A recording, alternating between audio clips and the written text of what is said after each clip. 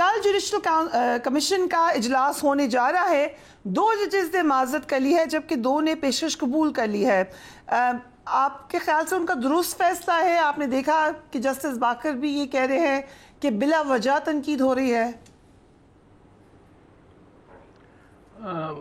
یہ جنہوں نے معذرت کی ہے، گریز کیا ہے، ان کا یہ فیصلہ تو بالکل درست ہے، اچھا ہے کہ انہوں نے، اور خوش آئند ہے کہ انہوں نے گریز کیا ہے اور انکار کر دیا ہے یہ جج بننے کا، ایڈ ہاک جج بننے کا.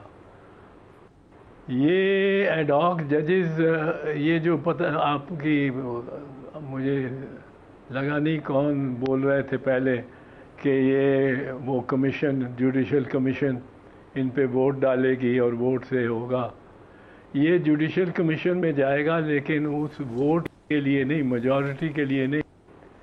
یہ ثوابدید چیف جسٹس ہی کی ہے کہ وہ کس کو اپوائنٹ کرتے ہیں ایڈ ہاک جج.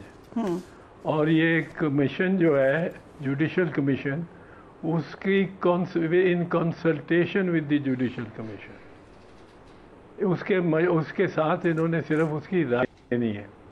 جو جج اپوائنٹ ہوتا ہے سپریم کورٹ میں، اور وہ سپریم کورٹ کا حتمی فیصلہ کر سکتا ہے، جو حتمی فیصلہ زندگی اور موت کا کر سکتا ہے، وہ اس کو لگانے کے لیے تو جوڈیشل کمیشن کے باقاعدہ اختیارات ہیں، اور جوڈیشل کمیشن اس کو مسترد کر سکتی ہے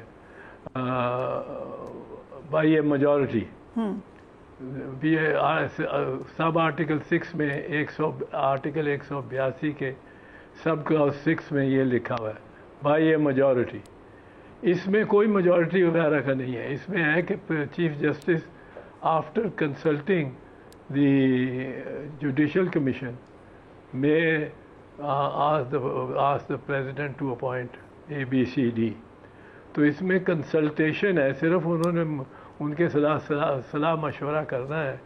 یہ وہ پرانے انداز میں ہی چیف جسٹس کی ثوابدید پر ہی اپوائنٹ ہوں گے، اور ثوابدید پر اپوائنٹ ہو کے یہ بھی ان کے ہاتھ میں بھی زندگی موت کے فیصلے ہوں گے. اور وہ جو جج چاہے ان سے جونیئر ہو، جو آیا ہے تھرو دس پروسیس کہ جوڈیشل کمیشن نے ووٹ کر کے اس کو اکثریتی، یا اکثر تو متفقہ طور پہ ہی ہوتا ہے، یونینیمس ہی ہوتا ہے فیصلہ.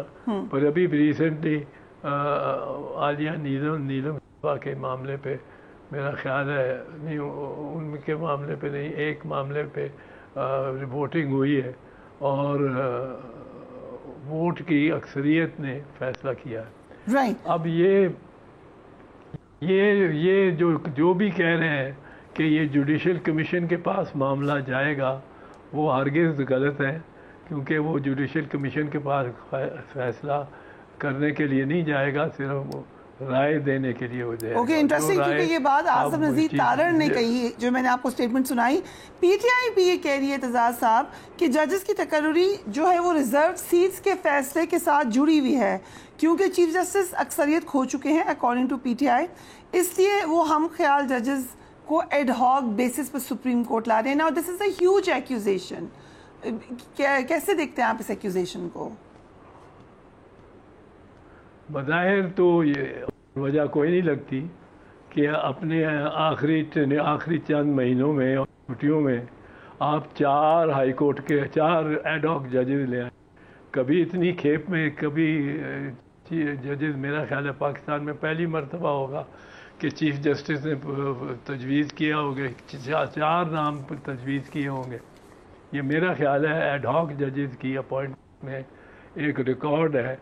اور وہ چونکہ قاضی صاحب کے آخری مہینے ہیں، اس میں وہ اب ایک اور کام جو کرنا چاہ رہے ہیں، لگتا ہے کہ ان کی نوٹیفیکیشن ہے فار اے 3 ایئر. اب 3 ایئر ٹرم تو اس میں کہیں نہیں لکھا کہ 3 ایئر ٹرم یہ دے سکتے ہیں. اس میں لکھا ہے as long as the necessity last, جب تک ضرورت ہے. ان کا ٹینیور ہی کوئی نہیں کہ دس جج ایڈ ہاک جج can be sent home on by just a notification. اس کا ٹینیور کوئی نہیں ہے. اس کے ٹینیور کی کوئی گارنٹی نہیں ہے. وہ تو جو کام چیف جسٹس کہیں گے, چیف جسٹس کا ایڈیشنل ووٹ ہوگا. یہ تو بڑی انٹرسٹنگ بات بتا رہے ہیں کہ ایڈ ہاک ججز جو ہیں آبویسلی ان کی اس ثوابدید پر ہیں کہ کسی وقت بھی وہ گھر جا سکتے ہیں, تھوڑے عرصے کے لیے ہیں. ظاہر ہے سلیکشن میں چیف جسٹس کا ایک بڑا ایکٹیو رول ہے. سو بیسکلی اس سے ہم یہ کہہ سکتے ہیں کہ وہ چیف جسٹس ہی کے اسکول آف تھاٹ کے ہوں گے یا ان کے ساتھ کے ہوں گے ایسے وقت میں جبکہ ایک ڈیوائیڈڈ سپریم کورٹ. نہیں, یہ تو پرابلمیٹک بات ہے. اس میں تو بڑی دشواریاں آئیں گی, اس میں تو بڑے سوال جو اٹھائے جائیں گے اور بہت اٹھائے جائیں گے. اس میں دیکھیں, پہلی بات یہ ہے کہ کس ماحول میں کس ضرورت کے تحت ان ججز کو لگایا جا سکتا ہے. پہلی بات یہ ہے. پھر کیا اہلیت ہونی چاہیے, اور تیسری بات یہ ہے کہ کیا ٹینیور ہونا چاہیے. یہ تینوں 182 آرٹیکل 182 میں تینوں کو آپ احاطہ کر سکتے ہیں. پہلی بات تو یہ ہے کہ یہ سپریم کورٹ کے جج نہیں بن جاتے. ان کی پاورز انہوں نے بینچ میں اتنی دی ہیں کہ ووٹ اتنا ہوگا, لیکن یہ ہے to join the sitting of the supreme court. The chief justice may request a جج جس کو 3 سال نہیں ہوئے ریٹائر ہوئے کہ to join the sittings of the supreme court. جس طرح ایک اسٹرینجر آ کے آپ ساتھ بٹھا لیتے ہیں. اور یہ سینئر پیونی جج جو ہے سب سے سینئر, جو وہ ریٹائر ہوتا ہے تو اگر ایڈ ہاک لگتا ہے تو سب سے جونیئر بیٹھتا ہے, کونے میں بیٹھے ہوں گے. پھر یہ ہوتا ہے ایک اور جو ہم نے دیکھا جسٹس خلیل الرحمان رمدے کو جب ایڈ ہاک جج لے لیا اور وہ جونیئر ترین بیٹھنا نہیں چاہتے تھے تو چیف جسٹس 2 ممبر بینچ بناتے تھے یا 3 ممبر. وہ 3 ممبرز میں ایک طرف جونیئر ترین چاہے وہ جج بیٹھا ہوا, دوسری طرف خلیل رمدے صاحب بیٹھتے تھے, بیچ میں چیف جسٹس. تو لگتا تھا کہ یہ بڑے سینئر ہیں.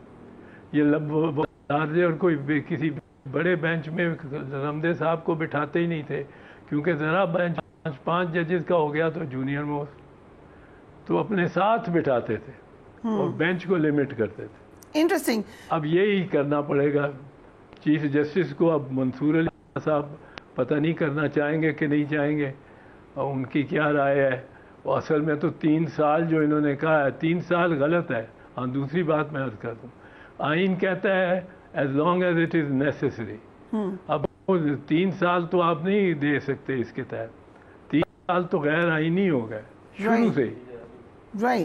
نوٹیفیکیشن اس لحاظ سے غیر آئینی ہو گئی. اوکے, کیونکہ 3 سال کا لکھا گیا. ایک اور بات اعزاز صاحب, کیونکہ آپ نے خود فرمایا کہ چیف جسٹس کے اب آبویسلی جانے کے باعث کشت ہے, لیگیسی کیا ہوگی چیف جسٹس قاضی فائز عیسیٰ کی, کنسیڈرنگ کہ ایک بڑا ٹربولنٹ ٹائم تھا, بہت کنٹروورسی رہی ہے بیچ میں, ان کے فیصلوں پہ رہی ہے, ایک جماعت کھل کے تنقید کر رہی ہے, کہہ رہی ہے کہ ہمیں بالکل کارنر کیا ہے. سو کیا لیگیسی رہے گی چیف جسٹس کی؟